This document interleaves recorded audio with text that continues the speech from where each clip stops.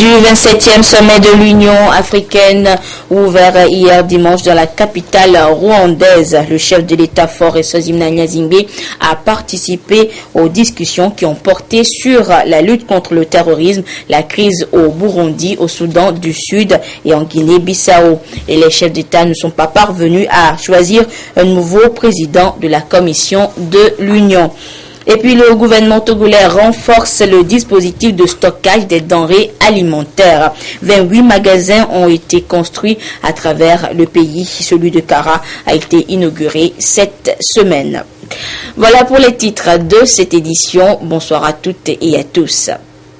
Je vous le disais donc en titre, le 27e sommet de l'Union africaine s'est achevé donc ouvert dans la capitale rwandaise. Et les chefs d'État des 54 pays membres de l'Union, dont le chef de l'État fort Eswazimana Nyasimbe, ont été confrontés à des sujets brûlants de l'heure comme la recrudescence des violences au Soudan du Sud, la crise au Burundi, le terrorisme transnational, l'éventuelle réintégration du Maroc au sein de l'Union. Et ils ne sont pas parvenus à l'élection d'un nouveau président de la Commission de l'Union africaine à la succession donc de Madame Zuma. Retour sur les travaux de ce 27e sommet de l'Union africaine qui s'est tenu à Kigali sur un commentaire de Antoinette Romao. Vovor. 2016, année africaine des droits de l'homme avec un accent particulier sur les droits des femmes. C'est le thème central du 27e sommet de l'Union africaine UA, ouvert hier à Kigali, au Rwanda, en présence de plusieurs chefs d'État et de gouvernement africains, dont le chef de l'État, fort Eswazimana Nyasimbe. Cette conférence des chefs d'État de l'UA se referme ce lundi par la mise au point d'un plan de paix pour le Soudan du Sud, le souhait du Maroc de réintégrer l'UA, l'annonce du passeport africain pour faciliter la libre circulation des personnes, puis la création d'une taxe pour financer l'organisation panafricaine. Elle est fixée à 0,2% sur tous les produits d'importation vers les 54 États membres de l'UA, à l'exception de certains produits de première nécessité. C'est désormais le prix à payer pour aller progressivement vers l'indépendance de l'organisation panafricaine vis-à-vis des pays donateurs. L'hôte du sommet, le président rwandais Paul Kagame, tout en saluant les initiatives prises par l'Union africaine pour renforcer la paix et la sécurité sur le continent, a souhaité voir se concrétiser les différents engagements pris en faveur du développement économique de l'Afrique. La présidente sortante de la Commission de l'Union africaine, Nkosazana Dlamini Zuma, a exprimé sa satisfaction par rapport au développement économique et aux projets d'infrastructure en Afrique, mais elle reste inquiète face aux crises et à l'insécurité de plus en plus menaçantes sur le continent. Le sommet de Lomé sur la sécurité maritime, prévu en octobre prochain, se penchera davantage sur ces défis. Par ailleurs, le président tchadien Idriss Déby, président en exercice de l'UA, a proposé la création d'un fonds africain qui serait consacré à la lutte contre le terrorisme. Il souhaite également qu'un projet de force africaine d'intervention rapide évoqué depuis plusieurs années se concrétise. Présente à cette conférence des chefs d'État et de gouvernement de l'Union africaine, la jeunesse a sollicité la création d'un fonds africain de la jeunesse d'ici à 2017 et d'un fonds de développement de la jeunesse dans chaque pays. Sur ce point, le Togo a été cité comme un bon exemple avec plusieurs projets initiés en faveur des jeunes. Après la cérémonie d'ouverture du sommet, un dîner a été offert au chef d'État par l'hôte du sommet, le président rwandais Paul Kagame. Les chefs d'État africains réunis à ce 27e sommet ne sont pas parvenus à désigner un successeur à la présidente de la Commission de l'Union africaine, Nkosazana Dlamini Zuma, et cette élection a été reportée à janvier 2017 au prochain sommet à Addis Abeba. Et à Kigali, en marge de la conférence des chefs d'État et de gouvernement de l'Union africaine, le président de la République, Faure Sezimna Nyazingbe, a eu une séance de travail avec son homologue égyptien Abdel Fattah al-Sisi.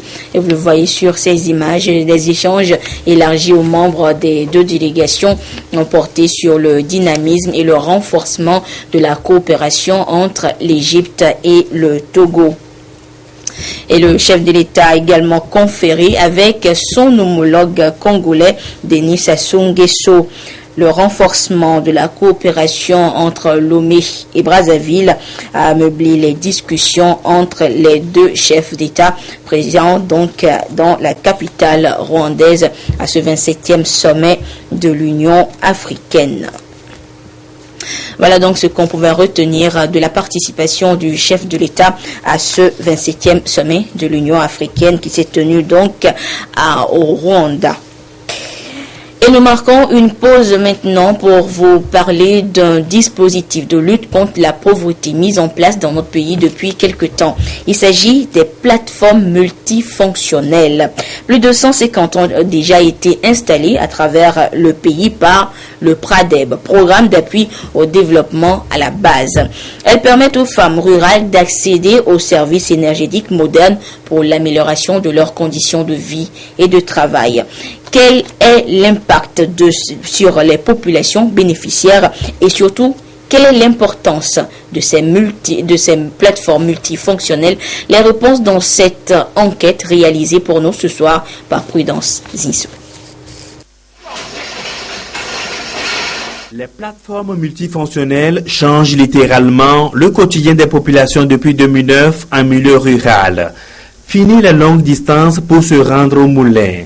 La gestion du ministère du Développement à la base, installée dans différentes localités, est confiée au groupement de femmes. C'est le cas des femmes de Bougou dans la préfecture de Tandjouaré et celle de Koundé dans le Dioufel-Gou. Plus de 150 plateformes multifonctionnelles ont été déjà installées par le PRADEB à travers tout le pays. Elles ont permis à environ 170 000 femmes et jeunes des localités rurales d'accéder aux services énergétiques modernes pour le développement des activités génératrices de revenus en vue d'améliorer leurs conditions de vie. On a plus de 30 femmes. Nous sommes ici, ce sont des vieilles femmes. On a organisé un groupement. Et puis, maintenant, on se débrouille. Si on gagne un peu, on s'en va déposer ça à la COPEC.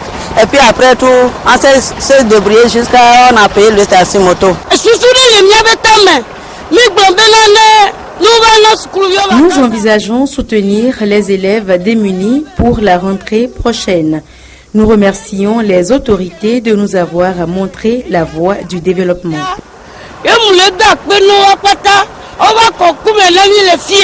En 2015, le PNUD a apporté un appui de plus de 150 millions de francs CFA au ministère du Développement à la base pour la réalisation des activités de ce projet dont la vision est d'atteindre 1000 plateformes multifonctionnelles dans les communautés d'ici à 2020.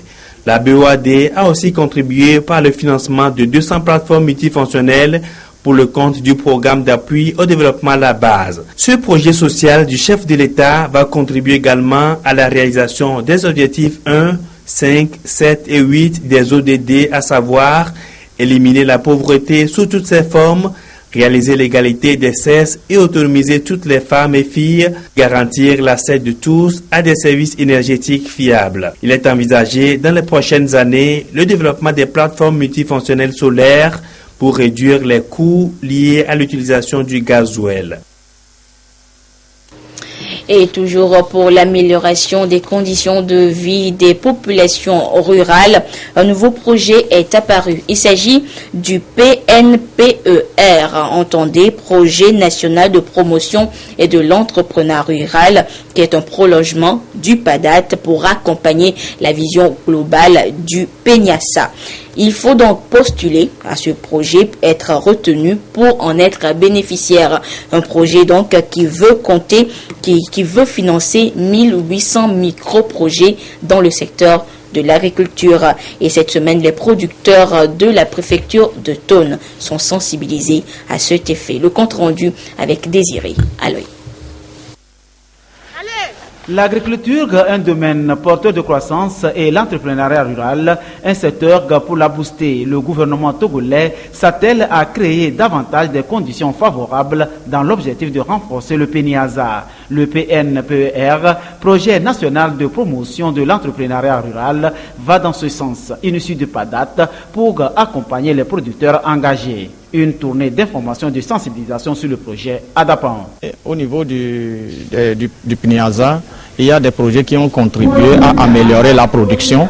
Donc il faut que nous développons des idées, par exemple, de transformation. Donc le PNPR est un déclic à la modernisation, à la transformation de l'agriculture, d'une agriculture de subsistance à une agriculture industrielle ou commerciale, comme l'a souhaité le chef de l'État.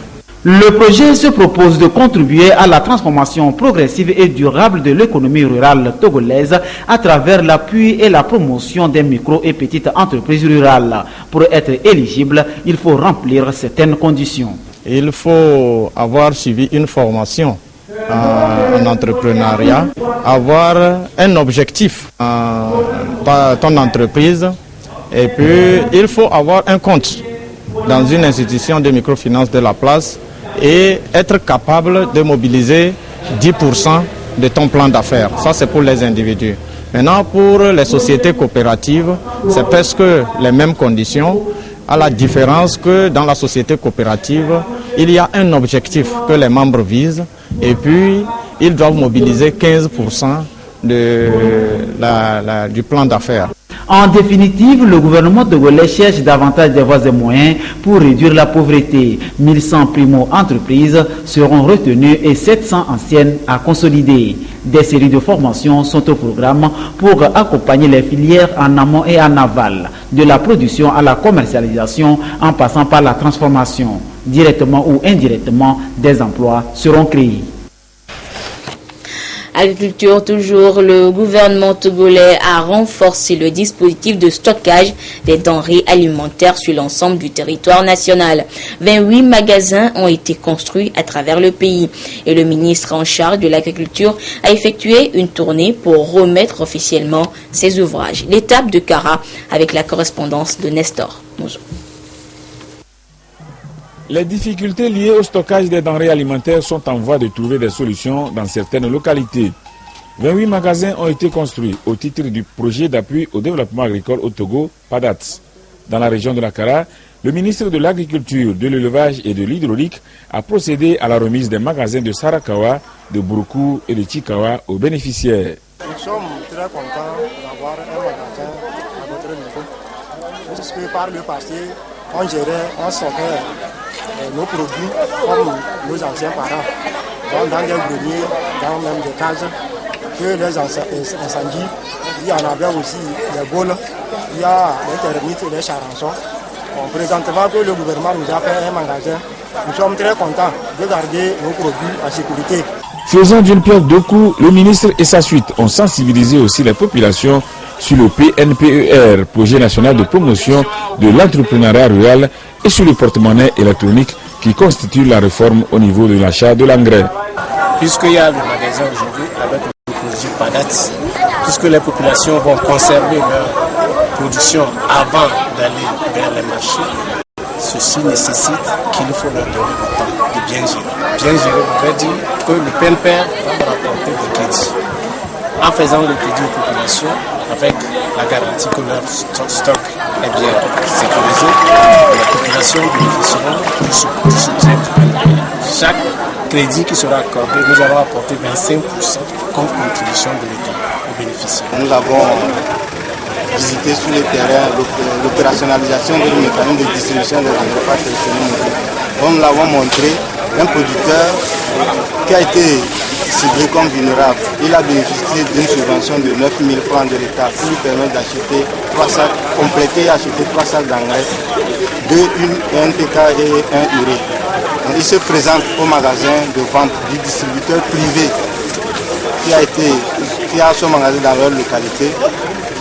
Il fait le dépôt de sa contrepartie correspondant à 10 720 par sac auprès de l'opérateur de téléphonie selon le numéro qu'il a. Si c'est mou, c'est auprès de mou, si c'est Corocel, c'est auprès de Corocel. Et donc quand il dépose cette contrepartie, l'opérateur crédite son compte électronique. Et maintenant, il peut se présenter au niveau du gestionnaire d'engrais pour lui présenter le dépôt de sa contrepartie. Dans la nouvelle vision agricole, la région de la Kara va abriter le premier agropôle. Dans cette perspective, les interventions doivent se faire dans une parfaite harmonie pour mieux capitaliser le projet. La région de la Kara va abriter le tout premier agropôle qui va s'installer sur le centre de territoire à partir de l'année 2017. Les fonds ont été mobilisés avec l'appui de la BAD. La filière a été caractérisée. Maintenant, il est question de mobiliser autant de ressources humaines pour qu'en janvier ou février 2017, on puisse véritablement lancer ce projet. Avant de quitter les paysans, le ministre Agadazi leur a demandé de mettre en pratique les conseils des agents techniques de l'agriculture afin que la campagne agricole aboutisse aux résultats escomptés. Le programme des Nations Unies pour le développement PNUD et le Haut Commissariat à la réconciliation et au renforcement de l'unité nationale Ashkroun ont organisé une session d'échange et de partage en prévention des conflits, médiation, communication et leadership. Objectif, renforcer les capacités des préfets et des secrétaires généraux préfectoraux dans le processus de réconciliation. Le compte rendu avec Lamarck Bodjona. Le Togo veut rompre avec les périodes d'instabilité depuis les années d'indépendance liées en partie au processus de dévolution et d'exercice du pouvoir politique. La preuve en est l'effectivité du Haut Commissariat à la réconciliation et au renforcement de l'unité nationale Ashkroun. Cette session des préfets et des secrétaires généraux des préfectures des régions centrales Kara et Savane a pour objectif d'échanger et de partager les bonnes manières de prévention des conflits, médiation, communication et leadership. En matière de prévention et de résolution de conflits, il faut mettre plutôt l'accent sur ce qui prévient les conflits, d'où viennent les sources de conflits. Et alors, les facilitateurs ont des profils divers. On a un coach en matière de leadership, de communication, c'est-à-dire quels sont les germes qui sont en nous, qui peuvent être facteurs de conflits sans même que nous en ayons conscience. Et puis ensuite, puisque nous avons en face de nous des administrateurs, quelles sont les règles en matière de négociation, de médiation, mais aussi en matière juridique, dans un état donné pour régler les conflits quand ils surviennent.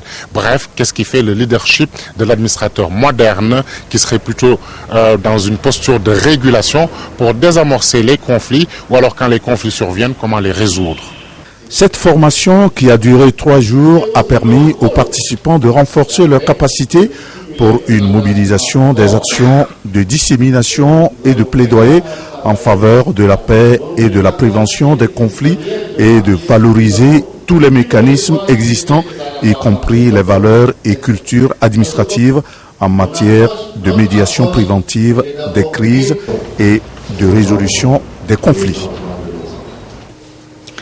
À Lomé, le ministère en charge de l'action sociale et de l'alphabétisation, avec l'appui de l'Organisation islamique pour l'éducation, les sciences et la culture ISESCO, forme depuis ce matin les cadres d'alphabétisation et d'éducation non formelle en conception et élaboration des matériels didactiques d'alphabétisation selon l'approche par compétence. Tout ceci pour une amélioration de cette forme d'éducation au Togo. Des précisions avec Christine Péché-Kialoudé. 16% de la population mondiale selon les statistiques est analphabète. Au Togo, l'analphabétisme touche 43,3% des personnes âgées de 15 à 44 ans. Pour remédier à la situation, le plan sectoriel de l'éducation a prévu l'amélioration de la qualité de l'alphabétisation. Après l'élaboration d'un curriculum d'alphabétisation et de post-alpha, il était nécessaire de passer à la production du matériel didactique. Lorsque vous regardez les statistiques donnent le taux d'alphabétisme au Togo qui est de 43,3%. De la tranche 15-45 ans, vous comprenez que c'est la tranche la plus active qui doit être la force de production. il y a alors nécessité de renforcer, de donner les compétences et les capacités à cette tranche. L'un des facteurs pour la bonne qualité de l'alphabétisation est la disponibilité du matériel didactique performant. Pour un meilleur résultat selon les analyses, il faut l'élaborer en tenant compte des besoins des bénéficiaires. Les cadres de la direction de l'alphabétisation et de ses services déconcentrés sont à cette école. Ces matériels sont importants dans la motivation à l'apprentissage, le maintien même des auditeurs dans les centres d'alphabétisation. Il s'agira d'initier les participants à cette stratégie. Comment élaborer, concevoir les matériels, élaborer, rédiger ces matériels didactiques selon l'approche par compétence et aussi après la rédaction, comment illustrer et puis évaluer. 15 acteurs en conception et élaboration des programmes d'éducation non formelle au profit des enfants non scolarisés et déscolarisés avaient déjà bénéficié d'une telle formation. Toutes ces actions font partie de l'ensemble des stratégies pour la qualité de l'alphabétisation au Togo. L'Office togolais des recettes veut, lui, améliorer la qualité des services rendus aux contribuables. Une quarantaine de ces agents sont formés depuis ce lundi en technique d'accueil professionnel.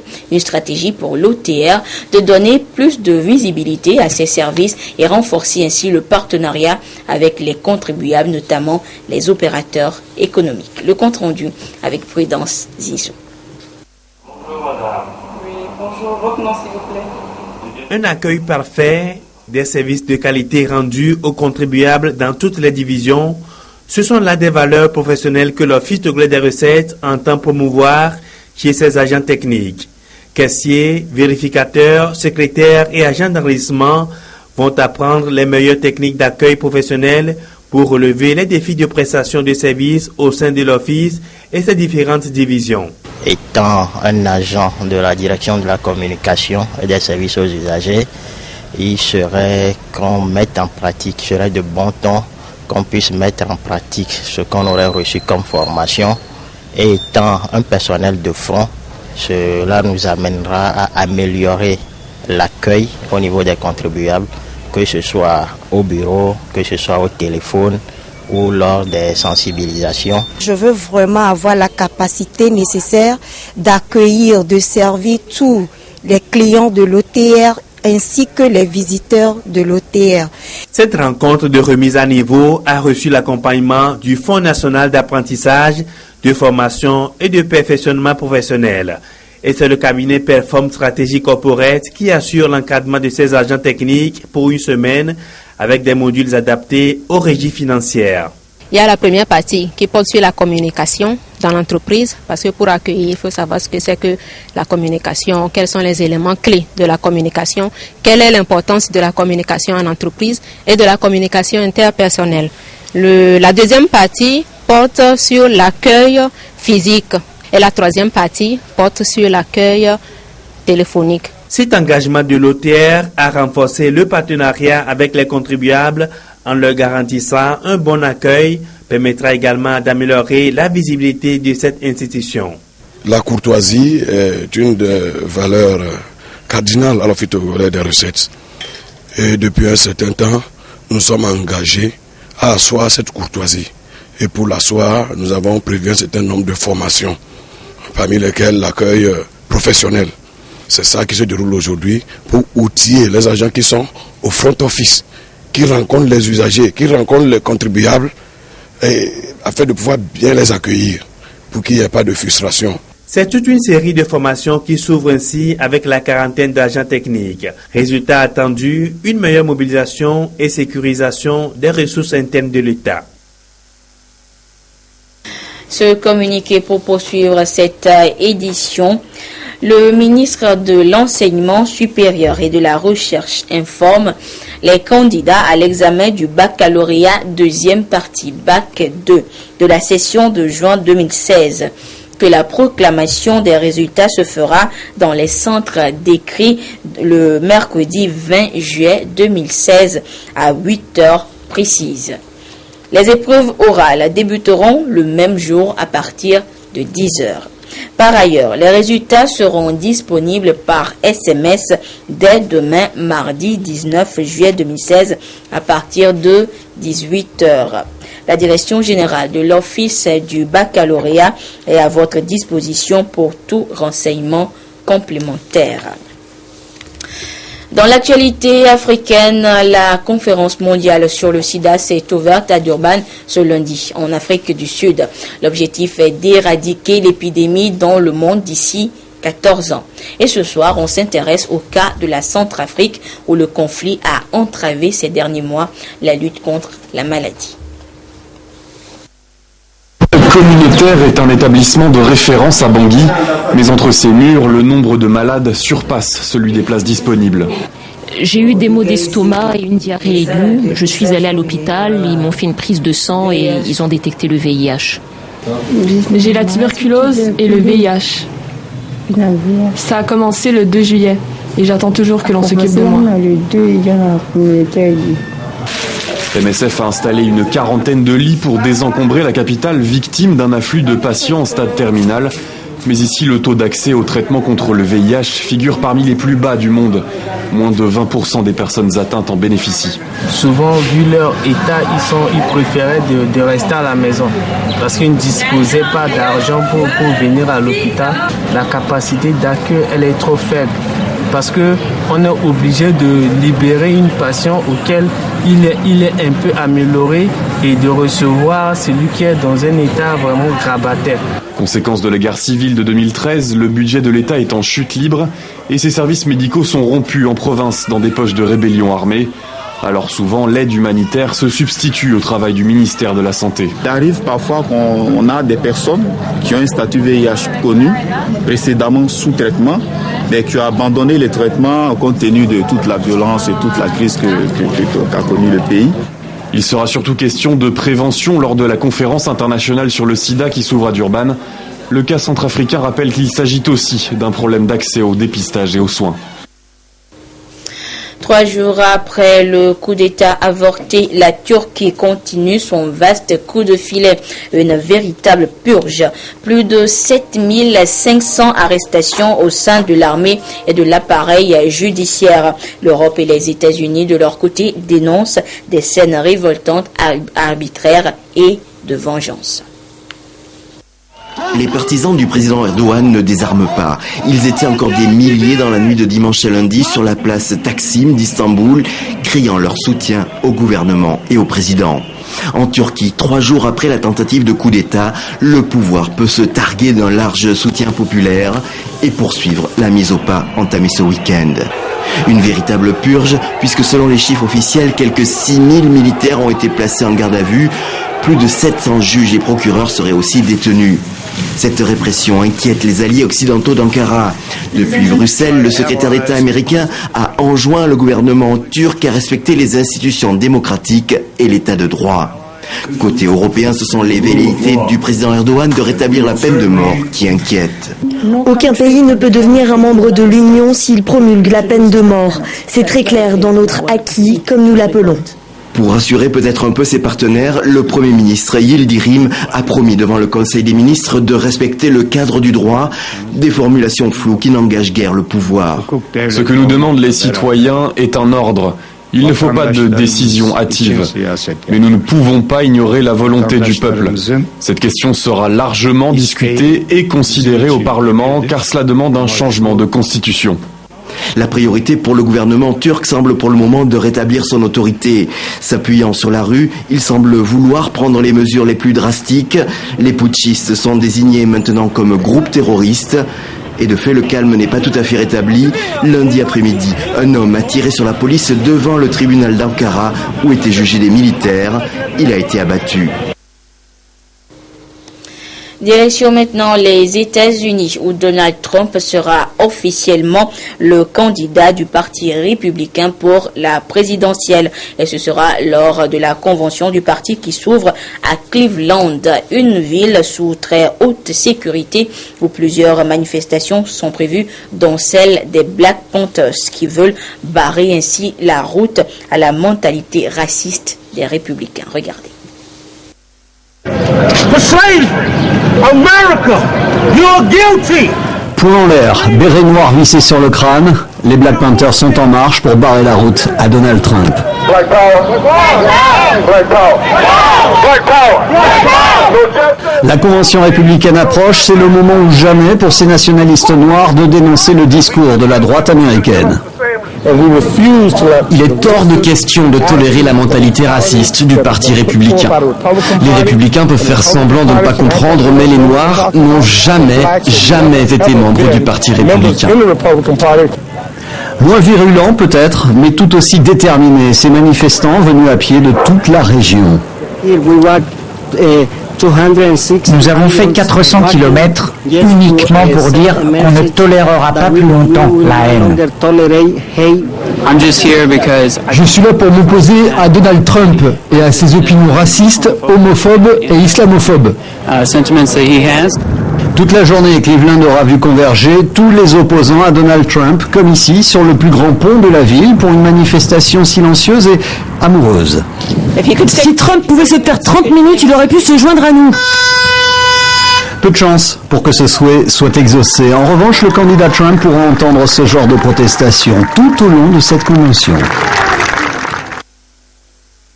Retour en page nationale avec une note de littérature avec ce manuel loin de l'univers romanesque et poétique mais qui traite plutôt de la spiritualité. Fervente prière, c'est le titre. Il est écrit par le pasteur Williams Azuma Ijoma et se veut la clé de prière exaucée et explique pourquoi, en dépit de la promesse, tout ce que vous demanderez en mon nom, vous le recevrez. Les chrétiens luttent encore et vivent dans l'angoisse à cause des prières sans réponse.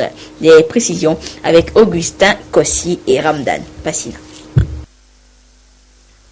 Dans toute démarche de prière, la ferveur est une qualité fondamentale, surtout pour un cœur qui prie constamment avec obéissance et selon la parole de Dieu.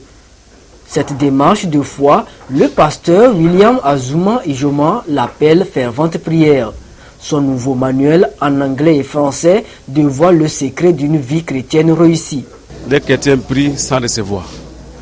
Donc j'ai fait mes recherches pour savoir pourquoi. Les gens prient et ne reçoivent pas la réponse. Donc voilà pourquoi j'ai mis la procédure de prière. Prière avec la foi, prière avec les désirs. Donc c'est en faisant cela que nous pouvons recevoir de Dieu. Fervente prière, c'est aussi la croyance en Dieu sans le moindre doute. Un livre subdivisé à 14 chapitres qui examine les principes bibliques sur la façon de prier pour atteindre le sommet que l'auteur nomme la conformité à la loi divine.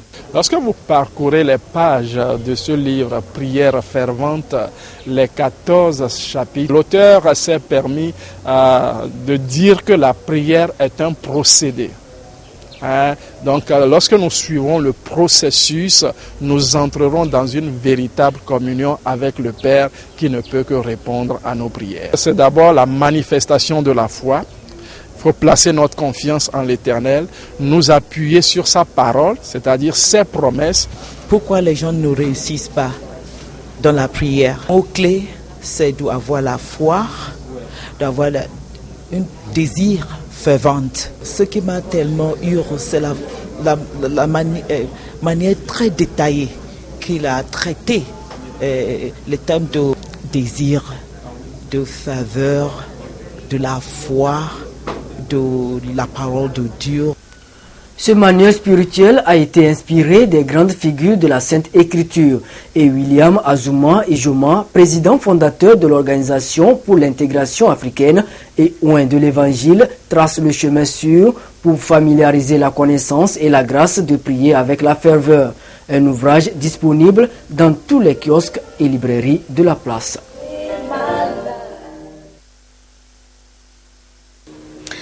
Voilà, c'est sur cette note spiritualité que se referme cette édition. Merci à vous qui l'avez suivi un peu partout grâce à la télévision togolaise, notamment du côté de Kigali au Rwanda. Au revoir.